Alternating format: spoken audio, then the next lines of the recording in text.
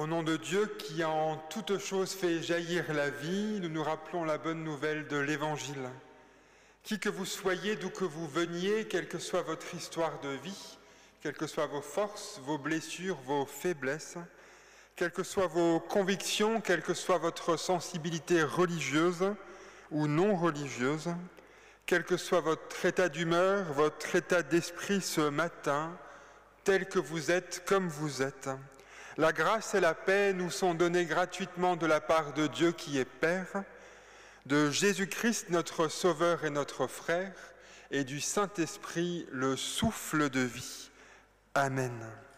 Le Seigneur nous accueille, le Seigneur nous rassemble, chantons son nom avec le chant « Viens en cette heure au tendre Père » au numéro 2109, dont les strophes vont être affichées. Et si vous le pouvez, vous êtes invités à chanter debout.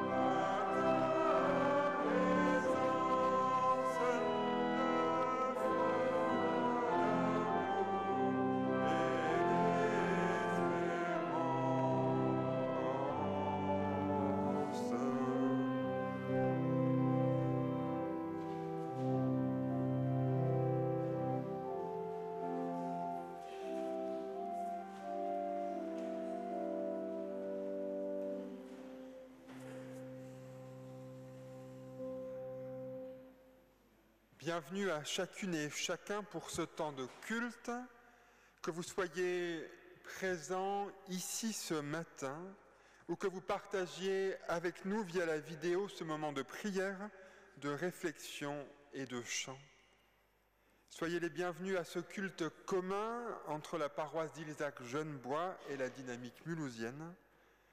Durant ce culte, nous voulons faire nôtre l'espérance que Dieu est un Dieu de vie qui nous accompagne sur chacun de nos chemins. En ce dernier dimanche du temps de l'Église, il s'agit, comme à chaque fin d'année, de jeter un regard en arrière avec confiance et de regarder le chemin qui s'ouvre avec espérance. Durant ce culte, nous souhaitons nous souvenir avec reconnaissance gratitude des personnes qui sont décédées durant cette année liturgique qui s'achève. Nous redirons leur nom pour leur faire place au milieu de nous et pour penser à eux devant Dieu, dans le silence de notre cœur et dans la prière. Nous ne pouvons pas et ne voulons pas les oublier, comme nous ne pouvons et ne voulons pas oublier celles et ceux que nous avons aimés et qui nous ont quittés depuis longtemps. Mais ce culte, nous le célébrons avant tout pour les vivants que nous sommes, pour celles et ceux qui sont dans le deuil et la tristesse partout sur la terre, pour celles et ceux qui ont des choses lourdes à porter, et pour celles et ceux qui restent et demeurent dans la joie. Nous sommes toutes et tous, peu importe notre santé, notre état d'esprit, nos joies, nos peines, au bénéfice de cette espérance de vie qui a pour nom Jésus-Christ. À chacune et chacun de nous, Dieu nous redit aujourd'hui et jour après jour son amour et sa fidélité. Puissions-nous découvrir que nous ne sommes pas seuls, mais que Dieu marche avec nous sur nos chemins de vie, marche avec nous à nos côtés, qu'il nous console, qu'il nous porte et qu'il nous donne une force qui s'appelle espérance. Je vous invite à la louange et à la reconnaissance pour cette folie qui se nomme espérance. Seigneur, il peut nous arriver à nous et à notre foi d'être fatigués. À trop ramer contre vent contraire, nous pouvons croire que la vie ne finira jamais. Et pourtant, dans ces moments de lassitude, nous avons besoin de reprendre souffle, de nous ressourcer dans la confiance, de nous réinscrire dans l'espérance. Seigneur, toi qui es allé à la rencontre des disciples alors qu'ils étaient épuisés à force de ramer, tu vois notre barque, tu sais notre fatigue, tu connais notre nuit. Et pourtant, ce matin, comme tous les matins de notre vie, est un jour nouveau où tu viens à notre rencontre. Alors Seigneur, ce matin, comme tous les matins de notre vie, monte dans notre barque, viens pour nous redire la confiance, viens pour ranimer la foi. Viens Seigneur, nous accueillons ta présence, nous accueillons ton espérance, nous accueillons ta joie. Amen. Je crois en toi, mon Sauveur ressuscité. Je vous invite à chanter les 3 strophes du 23-11 et si vous le pouvez, vous êtes invités à chanter debout.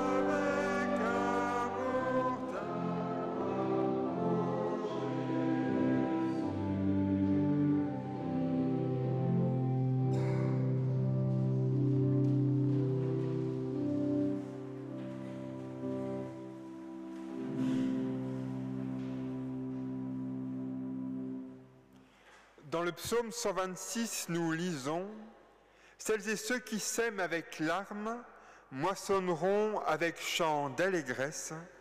Celui qui marche en pleurant quand il porte la semence revient avec allégresse quand il porte ses gerbes.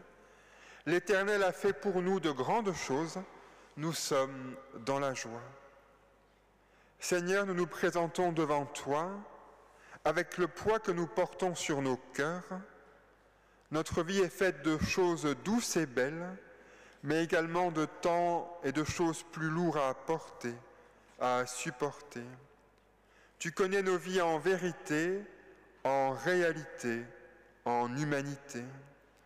Tu connais nos faiblesses, tu connais nos torts.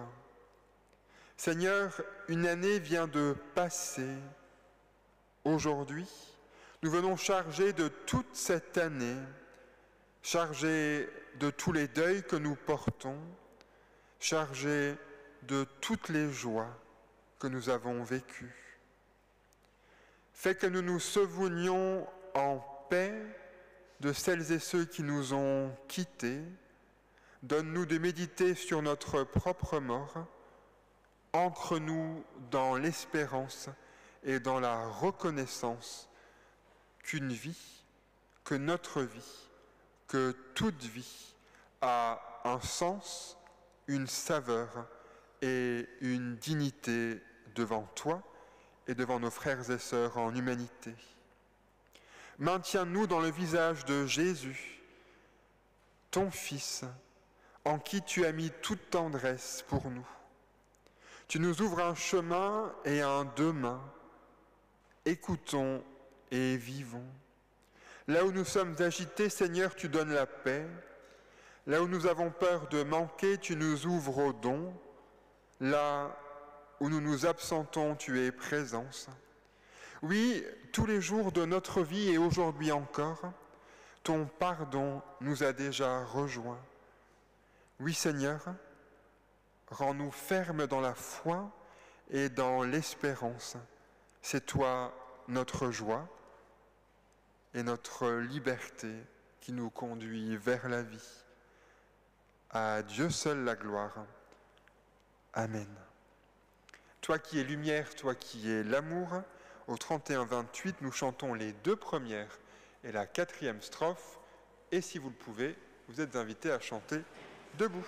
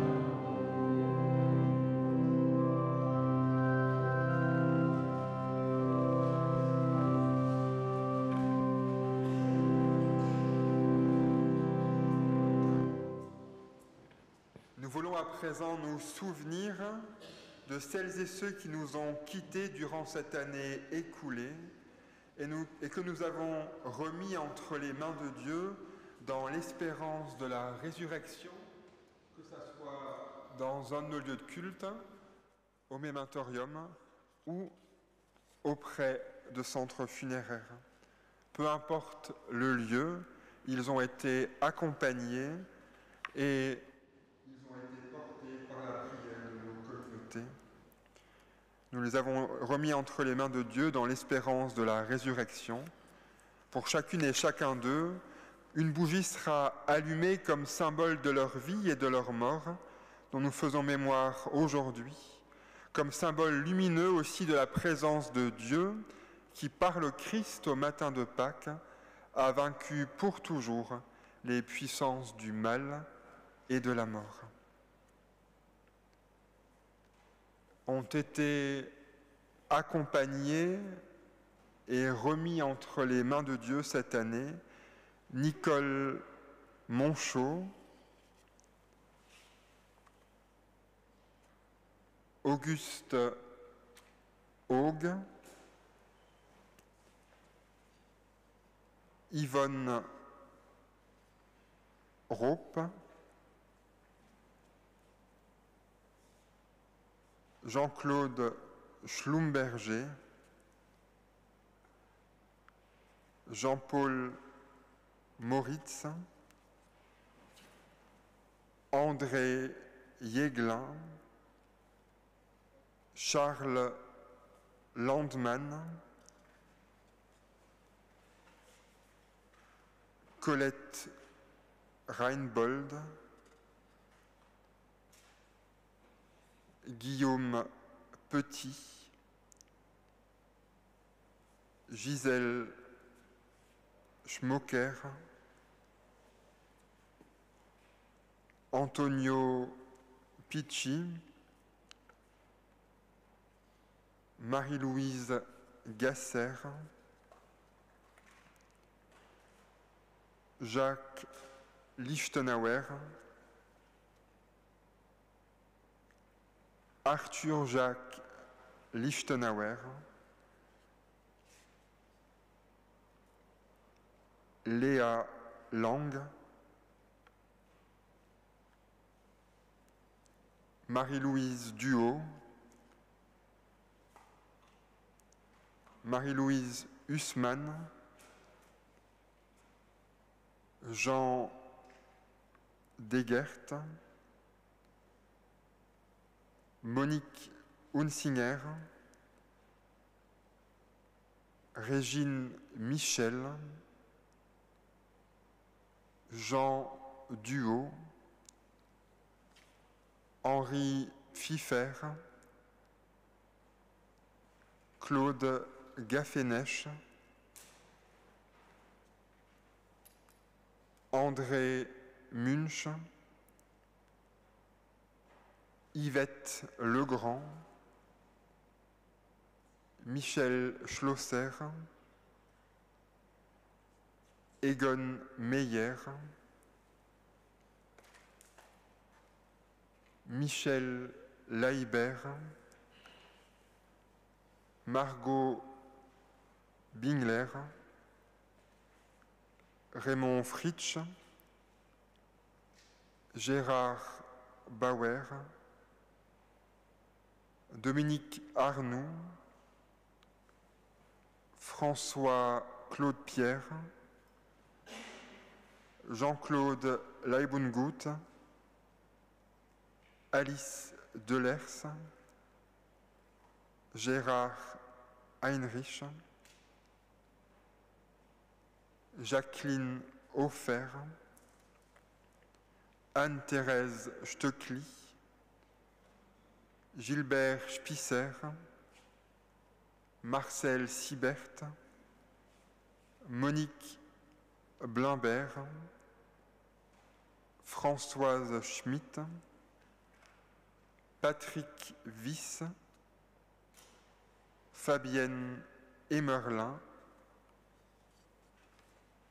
Marguerite Baldensberger, Yvette Guerrier, Alice Morgenroth, Charlotte Natrella, Sylvia Samine, Marie-Louise Galli, Jeanne Winkelmüller, Evelyne Kessler,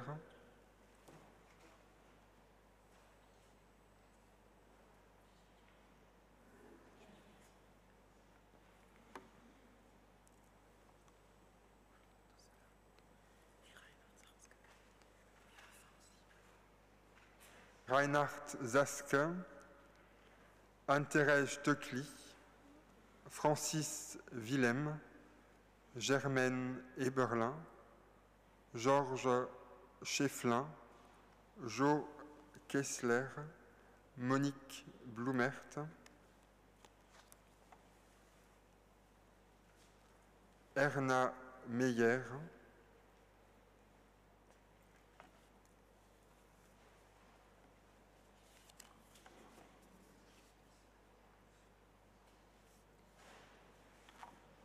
et nous allumons encore une bougie pour celles et ceux qui nous ont quittés,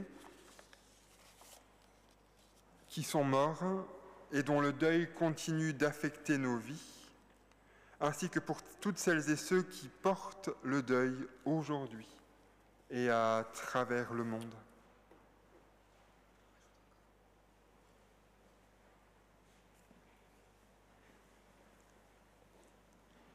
Et nous pensons aussi en particulier à Janine Praxic, Catherine Jordan, François Visantin, Christophe Barbet, Joël Sezuk.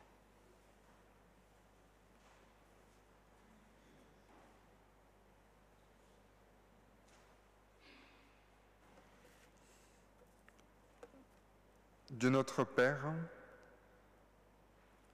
voici une portion de nos frères et sœurs en humanité, voici une partie de tes enfants.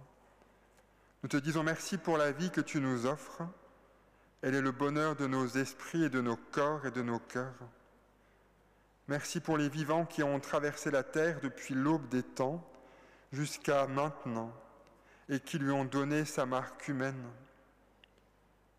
Notre Dieu Père, merci pour les vivants qui ont traversé cette terre avec des gestes de pardon, des gestes d'amour, des actes de courage, des chants d'espoir et de joie, qui sont parvenus jusqu'à nous et nous ont permis de tenir debout dans l'existence.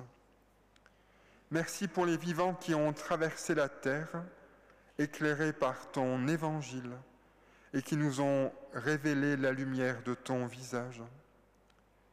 Merci pour les vivants qui ont traversé notre vie, en déposant la tendresse dans le déroulement de nos jours. Sans eux, notre existence serait sans doute restée une longue marche solitaire et vide. Merci pour leur amour, leur présence et leur regard. Ils nous ont fait naître à la vie chaque jour. Notre Dieu Père, nous te disons merci pour l'espérance que tu enracines en nous, grâce à Jésus le vivant, ton Fils, passeur de toutes les nuits et de toutes les morts, passeur de la mort à la vie, passeur de l'espérance. Amen. Et c'est notre espérance que nous chantons, tu es là au cœur de nos vies, le 47-19, les strophes 1 à 3.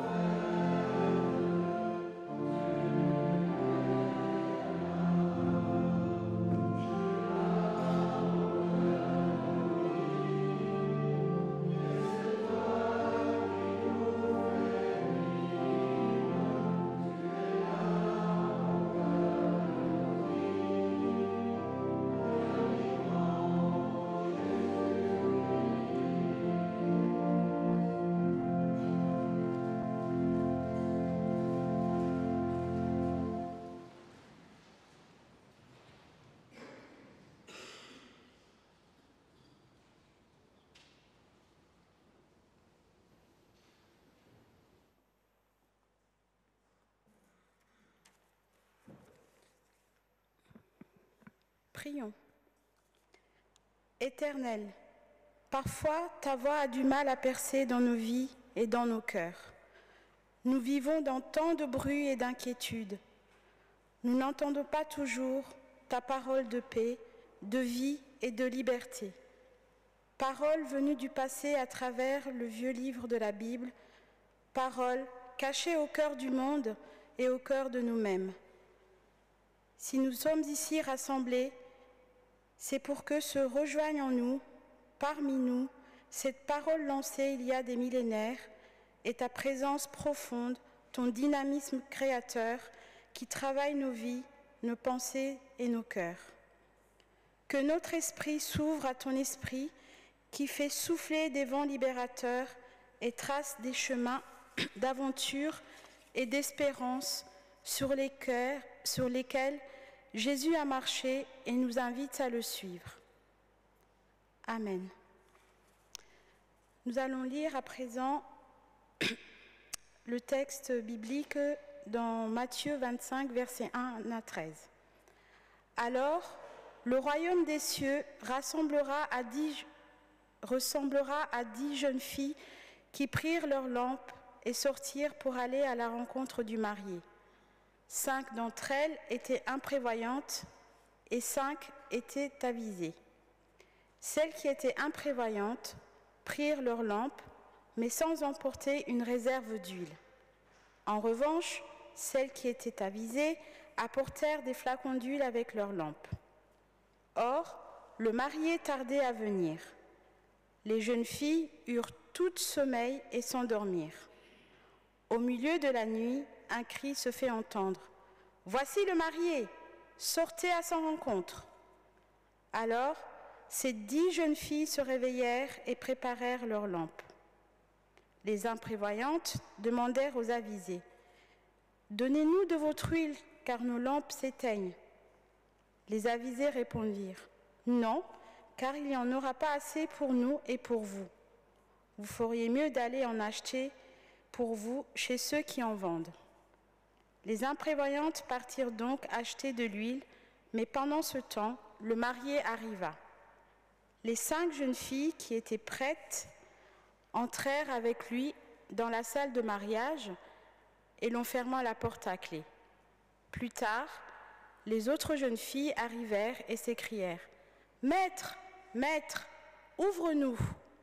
Mais le marié répondit « Je vous le déclare, c'est la vérité, je ne vous connais pas. » Veillez donc, ajouta Jésus, car vous ne connaissez ni le jour ni l'heure.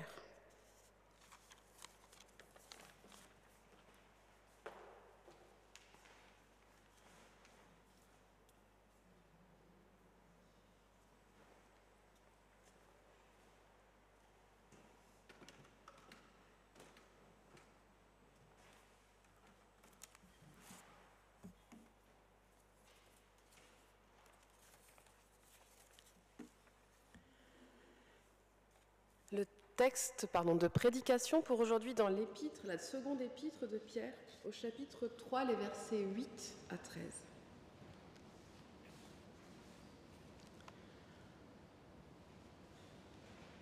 En tout cas, amis très chers, n'oubliez pas ceci. Pour le Seigneur, un jour est comme 1000 ans, et 1000 ans sont comme un jour. Le Seigneur va bientôt accomplir sa promesse. Pourtant, certains disent qu'il est en retard. En fait, il est patient avec vous. Il ne veut pas que certains meurent pour toujours, mais il veut que tous arrivent à changer leur vie. Le jour du Seigneur viendra comme un voleur. Ce jour-là, le ciel disparaîtra avec un bruit terrible, le feu détruira les étoiles du ciel. La terre et les actions de ses habitants seront jugées. Puisque tout cela doit disparaître, vous comprenez bien quel genre de vie vous devez mener. Vous devez vous conduire comme Dieu veut et lui rester fidèle. Vous attendez que le jour de Dieu arrive et vous souhaitez qu'il vienne vite. Ce jour-là, le feu détruira le ciel et les étoiles fondront dans une chaleur brûlante. Dieu a promis un ciel nouveau et une terre nouvelle, où la justice habitera. Oui, c'est ce que nous attendons.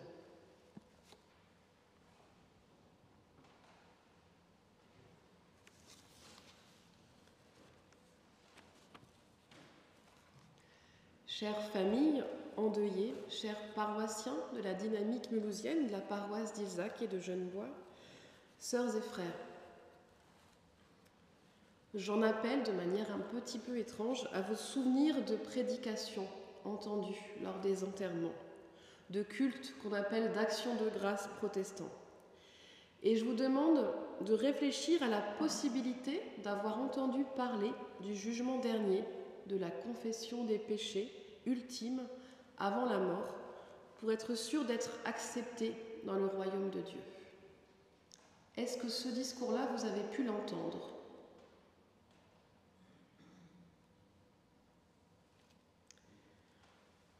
Vraisemblablement, normalement, je crois que peu l'ont véritablement entendu, pour une bonne raison. Depuis la dénonciation par le réformateur Martin Luther des indulgences délivrées pour les âmes du purgatoire, le protestantisme est discret dans ce qu'on appelle son eschatologie, dans sa manière de parler de la vie après la mort et de ce qui nous attend à la fin, de la fin du monde, qu'on entend là avec le feu et voilà, la fin du monde.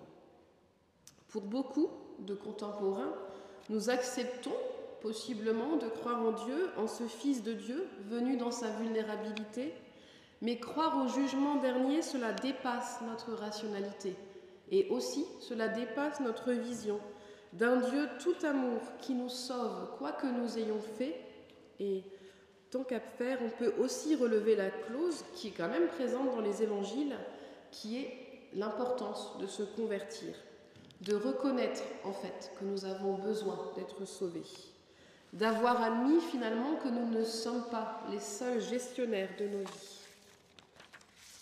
que nous sommes guidés par ce plus grand que nous, qui nous incite à poser un regard sur nos actes, sur nos paroles, et à nous demander là où nous avons aimé Dieu, notre prochain, nous-mêmes, et là où nous ne l'avons pas fait. Si vous vous souvenez bien, pour ceux qui étaient au culte la semaine dernière, c'était exactement cet évangile de Matthieu qui nous le rappelait déjà. Mais alors pourquoi le protestantisme a finalement choisi de presque taire cet aspect des choses dans sa théologie contemporaine ? Je crois, pour une bonne raison, Dieu a confiance en nous et en notre capacité à être des personnes responsables. Des personnes qui n'ont pas besoin qu'une autorité ecclésiale, institutionnelle, à l'époque de la Réformation, c'est surtout dans la papauté, leur dise comment agir et quoi dire. Parce que la force du protestantisme, c'est de nous rendre libres et responsables. Libres de choisir où et quand appliquer les commandements de Dieu, mais aussi responsables de toutes nos actions, de nos réactions, de nos paroles, pour qu'elles soient toutes respectueuses le plus possible des deux seuls commandements d'amour de Jésus, qui sont tout simplement résumés en un verbe qui est aimer. Le verbe probablement le plus utilisé, mais surtout aussi parfois le plus mal appliqué, parce que le verbe aimer se conjugue avec plusieurs autres verbes: communiquer, respecter, s'engager.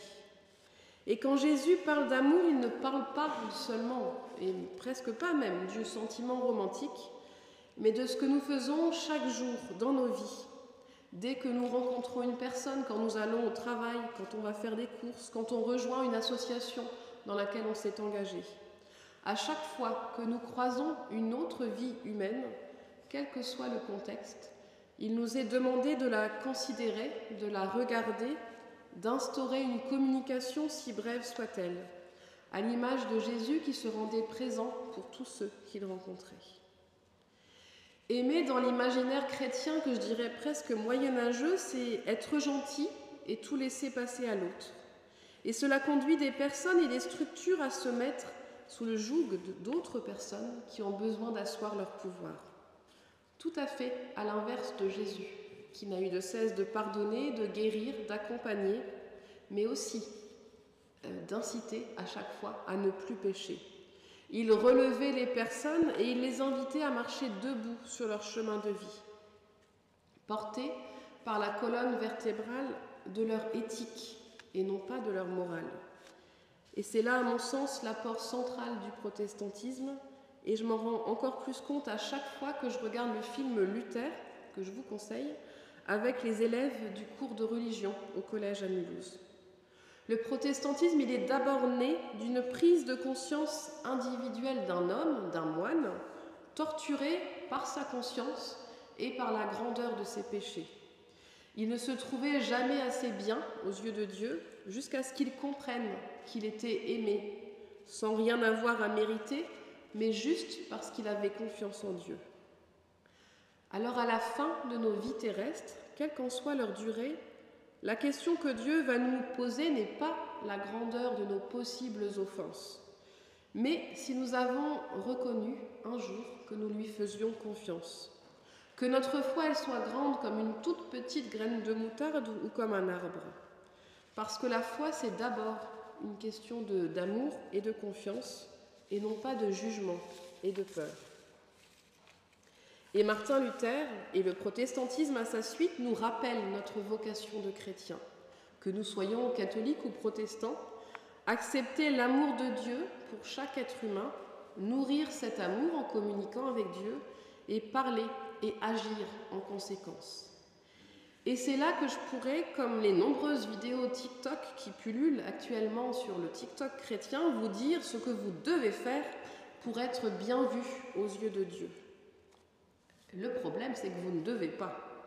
Nous sommes chacun, chacune, libres en conscience, d'agir en conscience et en responsabilité. Et ce qui est appelé à guider notre manière d'être sont justement ces commandements d'amour de Jésus. Et c'est à nous, guidés par la lecture de la Bible, par l'écoute des prédications, par nos propres lectures et réflexions, par nos expériences de vie, par des rencontres, des discussions, que peu à peu va se dessiner notre éthique de vie. Et une éthique qui ne sera jamais définitive. Une éthique surtout qui n'est pas destinée à devenir une morale qui nous enferme, contrairement à ce que le monde actuel aimerait bien nous faire comprendre. Là, je parle en vous à tous les pédagogues, que vous ayez été parents, enseignants, animateurs, qui, je crois, on s'est tous retrouvés face à un dilemme, souvent, comment responsabiliser un enfant ? On peut choisir de lui faire confiance jusqu'au premier écart, ou décider de suite d'encadrer de manière un peu plus dirigiste. Il n'y a pas, tout éducateur je crois vous le dira, il n'y a pas de bonne solution toute faite, car cela dépend bien souvent de l'enfant, de l'adulte et du cadre où cela s'applique. Et nos vies, elles sont justement parcourues par ces décisions que nous devons prendre sans cesse, chaque jour, en étant au plus proche d'une éthique. Et nos vies, comme celles de nos proches, ceux qui sont déjà auprès de Dieu dans l'attente de la résurrection ou sur notre terre, ont été ou sont traversés par ces questions. Parce que si nous acceptons que nous ne vivons pas seulement pour nous-mêmes, comme nous l'a rappelé en cette année de célébration Martin Bucer, le réformateur du XVIe siècle, avec ce leitmotiv que notre Église a repris, que nul ne vive pour lui-même. À ce stade, vous demandez peut-être pourquoi je vous parle d'éthique alors que le passage biblique, lui, il évoque le jugement. Eh bien, c'est grâce à ce verset qu'on a entendu, le verset 9. Le Seigneur ne tarde pas à réaliser sa promesse, comme certains le pensent, mais il fait preuve de patience envers vous, car il refuse que même un seul court à sa perte. Au contraire, il veut que tous aient l'occasion de changer de vie. Que votre conduite soit tout entière conforme à ce que Dieu veut, pour attendre et hâter la venue du jour du Seigneur. Parce que le retour tant attendu du Seigneur, depuis 2 millénaires, n'est pas long parce qu'il n'existerait pas, mais il est là pour laisser à chacun, à chacune, le temps de se convertir et de reconnaître l'existence de Dieu. Mais nous savons aussi que l'amour, qu'il soit pour Dieu ou un être humain, ne se commande pas. Pour certains, la conversion a lieu à l'adolescence et puis pour d'autres, ce sera bien plus tard. Il n'y a pas de règle en la matière, mais de chacun, de chacune d'entre nous, il restera sur cette terre ce que nous avons été, dans le souvenir de nos proches, ce que nous avons transmis justement par notre éthique de vie, transmis d'amitié, de confiance, d'écoute, de parole, de réflexion. Il restera de nous ce que nous avons partagé avec d'autres. Et il restera aussi, aux yeux de Dieu, de nous, ce que nous avons choisi de vivre. Est-ce que ce sera l'amour ou la haine, la tolérance ou le jugement, la nuance ou le dogmatisme, la soumission ou la libération? Et même en vous disant cela, je ne suis pas assez nuancée, parce que pour se situer, on a bien souvent besoin d'évoquer les extrêmes. Et je crois que ce passage biblique, aujourd'hui, nous donne l'espérance qu'à chaque instant où nous décidons de nous confier pleinement à Dieu, nous nous engageons aussi, à chaque fois, à suivre ses commandements d'amour en toute liberté et responsabilité, et en construisant jour après jour, en lien avec la parole de Dieu, les situations de nos vies, une éthique qui nous guide dans nos agissements et qui s'adapte aux circonstances de nos existences. Et c'est finalement là un message d'espérance pour nous autant que pour ceux qui nous ont quittés et qui sont déjà auprès de Dieu. Dieu nous laisse cheminer vers lui au-delà des cadres de la morale, d'un catéchisme dogmatique. Il ne va pas venir vérifier l'assiduité au culte, le montant des offrandes. Dieu est là, tout simplement, auprès de celui qui le reconnaît et qui l'accompagne pour passer les ténèbres de la mort. Et je m'attarde juste en conclusion sur un autre verset de ce texte. Pour le Seigneur, un jour est comme 1000 ans, et 1000 ans sont comme un jour. Pour le Seigneur, comme pour les amoureux, le temps est relatif. Quand vous attendez l'être aimé, le temps vous paraît long, et quand il est là, le temps est toujours trop court. Eh bien, pour Dieu, le temps de son retour n'est pas si long, car il nous laisse à chacun le temps de le connaître et de goûter à sa parole de vie. Et pour nos proches, cela nous rappelle aussi l'importance de goûter pleinement à chaque instant de vie partagé avec eux, quelle que soit la longueur de nos vies. Il y a ces moments de joie, de douceur, de partage, de transmission, d'écoute, de parole, de convivialité, qui attestent de la préciosité de chaque vie humaine et qui nous invitent à la reconnaissance d'avoir vécu ces instants-là avec eux.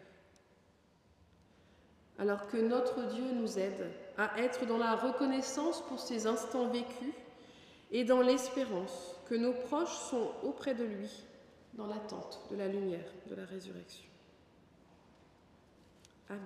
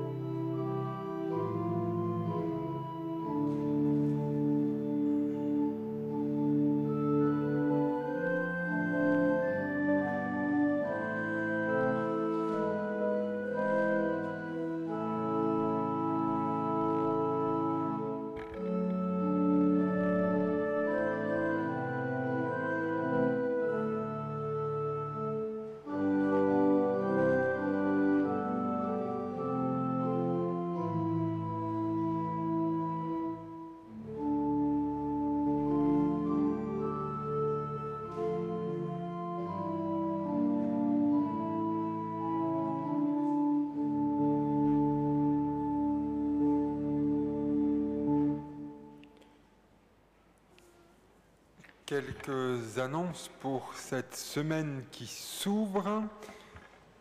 Tout d'abord, quelques annonces concernant la paroisse d'Ilzac-Genevois. Mercredi et jeudi à 9h, salle Killman, fabrication des couronnes.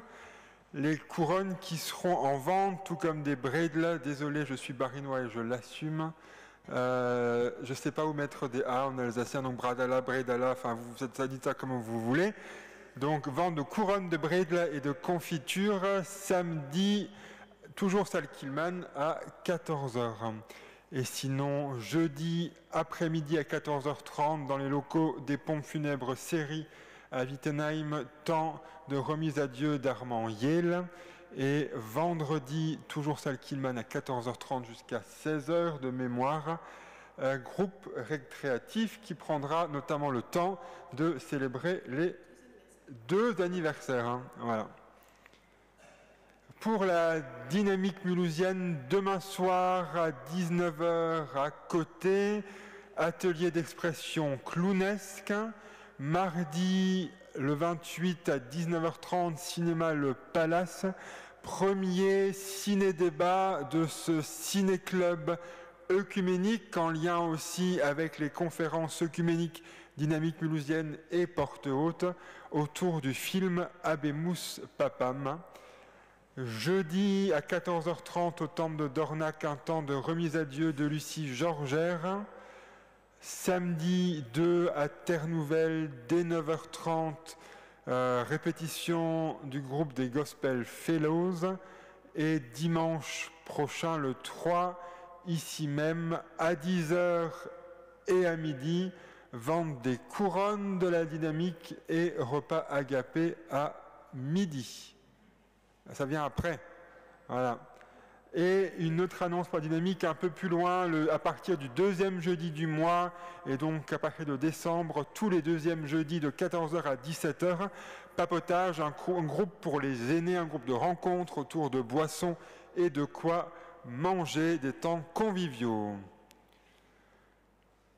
Le 9 décembre, on aura la joie de vivre un temps d'inauguration officielle de l'espace Godly Play à la salle Killman. C'est la 2e inauguration officielle dans notre union d'église d'un espace dédié aux enfants et à la pédagogie Godly Play, et c'est la première inauguration dans le Haut-Rhin et dans les Pralins, vu que la première était inauguration dans les Pcales, dans le Bas-Rhin, à savoir dans la paroisse de Grafenstaden, à Ilkirch Grafenstaden, donc un temps de 11h30 à 12h30, c'est joli bien.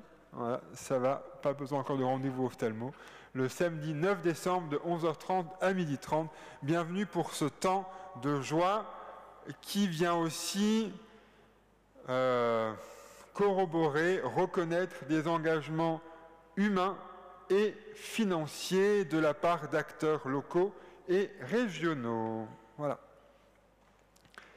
Concernant le temple Saint-Étienne, le marché de Noël a débuté vendredi, donc avant-hier à 11h, et la programmation du temps de l'Avent au temple Saint-Étienne débutera ce mercredi à 13h avec 2 temps, une exposition Noël du futur, donc de mercredi au 14 janvier, 8 artistes, 8 regards, du mercredi au dimanche, de 13h à 19h, et un programme de l'Avent que vous trouverez à la sortie et également affiché au temple Saint-Étienne, avec des temps de contes, des temps de chant participatif et des temps de concert. Voilà.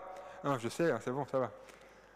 Voilà. Et Francis le disait, et dimanche prochain, dans nos 2 communautés, à la fois à Ilzac et ici même, à 10h, Sainte-Seine dans les 2 lieux, premier dimanche de décembre, qui s'avère aussi être le premier dimanche de l'Avent.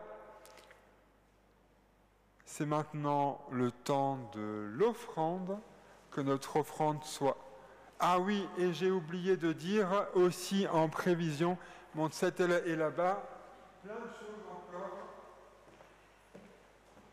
Désolé, ça fait quand on sait pas. Une autre annonce un peu en amont, on a parlé du 9 décembre, inauguration de la salle Godiplay, et le 9 décembre à 15h au sous-sol du temple de Dornac, un temps pour la dynamique de goûter de Noël, goûter de la Saint-Nicolas avec chant, prière et manala.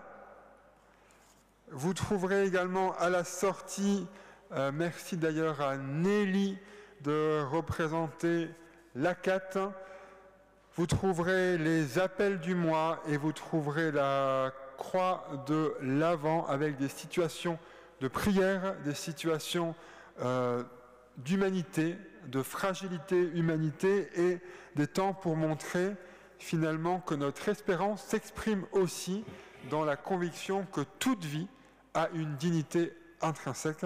Et donc vous les trouverez à la sortie. Et vous trouverez des almanachs et des livres de prière et autres joyeusetés pour nourrir notre spiritualité tout au long de l'année en vente à la sortie. C'est maintenant vraiment le temps de l'offrande, que notre offrande soit source et semence de vie.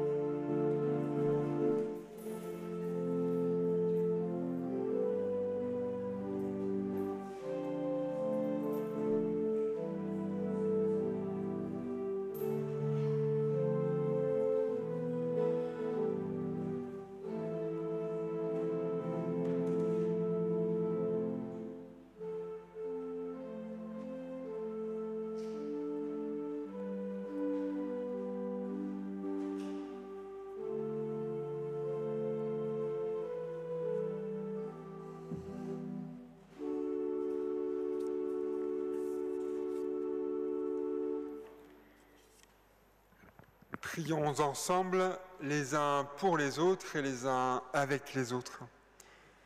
Père, dans la confiance en ton écoute, nous voulons te présenter tout ce qui nous touche dans nos vies et de par le monde.